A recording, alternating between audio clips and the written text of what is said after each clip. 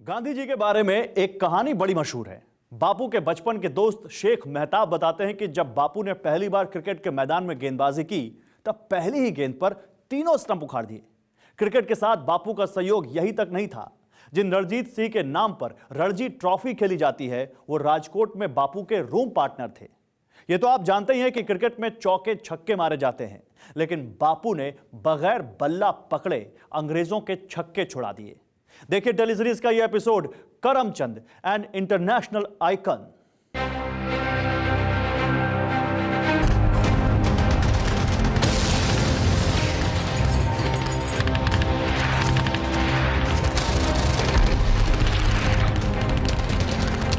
ये साल 1940 के दिसंबर महीने की बात है। तब दुनिया दूसरे विश्व युद्ध में झुलसी थी।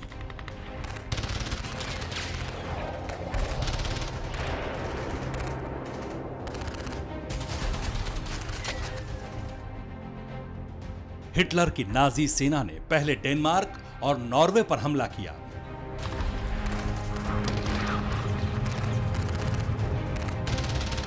और उसके बाद पश्चिमी यूरोप को बारूदी धमाकों से थर्रा दिया।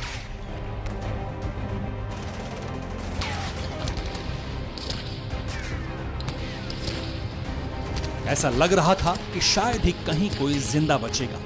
कब किस देश पर कैसे हमला हो जाए कोई नहीं जानता था।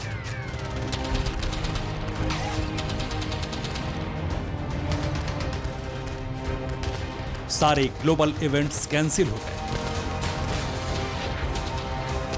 सारी इंटरनेशनल समिट रद्द हो गई।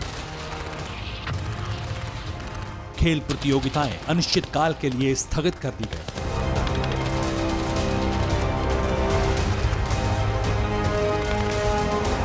लेकिन महाविनाश के इस दौर में भी बॉम्बे में एक क्रिकेट टूर्नामेंट तय समय से हो रहा था, जिसका नाम था द पेंटागुलर टूर्नामेंट।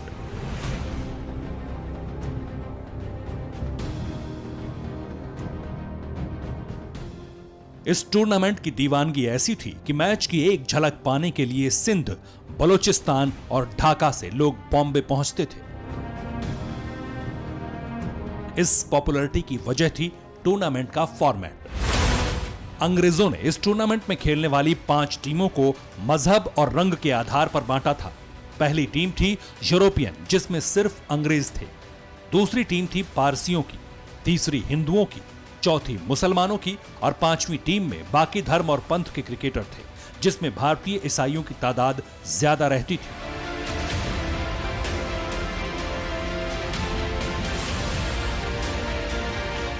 महात्मा गांधी को जब इस क्रिकेट टूर्नामेंट के बारे में पता चला तो वो नाराज हो गए। गांधी अंग्रेजों की चाल समझ चुके थे। गांधी का दिल भी क्रिकेट के लिए धड़कता था, लेकिन वो खेल के पीछे का खेल जानते थे। गांधी ने इस टूर्नामेंट पर आपत्ति जता दी। अगले दिन अंग्रेजी अखबारों की हेडलाइन थी, मिस्टर गांधी अगेंस्ट पेंटागुलर।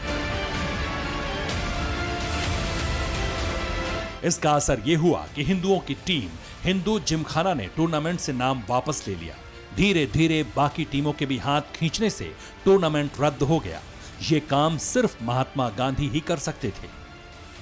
गांधी जी भेदभाव के खिलाफ जो एक मूवमेंट चला रहे थे भारत के अंदर कि ये भेदभाव, जातिवाद जो है ये बंद किया जाना चाहिए, इसके खिलाफ आवाज़ जो उठा रहे थे, जो मूवमेंट चल रही थी, उसका साथ, उसका सपोर्ट लेते हुए जो कई समर्थक थे पालवंकर के, जो तीनों भाई थे जो क्रिकेट खेला करते थे, बालू पालवंकर उनमें से सर्वश्रेष्ठ और जो बड़े भाई थे, तो उन्होंने इस मूवमेंट का सहारा लेते हुए आवाज़ उठाई, पेटिशन डाली कि इन खिलाड़ियों को टीम से बाहर रखा जा रहा है या कप्तानी नहीं दी जा रही, तो ये मौके मिलने चाहिए। और आखिरकार भले ही बालू पालवंकर को कभी कप्तानी करने का मौका नहीं मिला हिंदू जिमखाना टीम का क्वाड्रेंगुलर्स में, लेकिन उनके जो छोटे भाई थे विट्ठल पालवंकर, उनको 1923 के अंदर मौका दिया गया। क्रिकेट के मैदान में बगैर उतरे क्रिकेट को बदल देने वाले इस महात्मा ने द्वितीय विश्व युद्ध को रोकने की हर कोशिश की। 23 जुलाई 1939 और 24 दिसंबर 1940 को गांधी ने हिटलर को 2 चिट्ठियां भेजी, लेकिन या तो यह हिटलर तक पहुंची नहीं या फिर हिटलर ने चिट्ठी का महत्व समझा ही नहीं। बापू ने हिटलर को मित्र बोलते हुए चेताया था कि ब्रिटिश नहीं तो कोई और ताकत जर्मनी को कल हरा देगी। आप अपने लोगों के लिए ऐसी कोई विरासत नहीं छोड़ रहे जिस पर जर्मनी गर्व कर सके। इस वक्त दुनिया में आप ही एक शख्स हैं जो उस युद्ध को रोक सकते हैं, इसलिए मानवता की रक्षा के लिए आप युद्ध रोक दीजिए।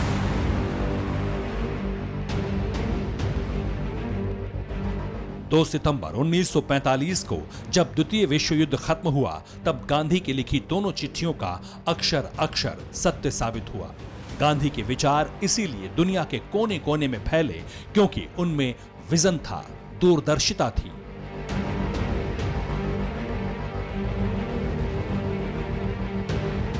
आज जब अब्राहम लिंकन और मार्टिन लूथर किंग के देश में ब्लैक लाइव्स मैटर पर श्वेत अश्वेत समुदाय बढ़ चुका है, तब गांधी और भी प्रासंगिक हो जाते हैं। दुनिया को गांधी की कमी महसूस होती है। करिश्मा यह है कि गांधी के विचारों में भी गांधी जैसा ही दम है और यही विचार उम्मीद की मशाल को आज भी जलाए हुए हैं। अड़ी सोमवार से शुक्रवार शाम 6 बजे सिर्फ TV9 भारतवर्ष पर।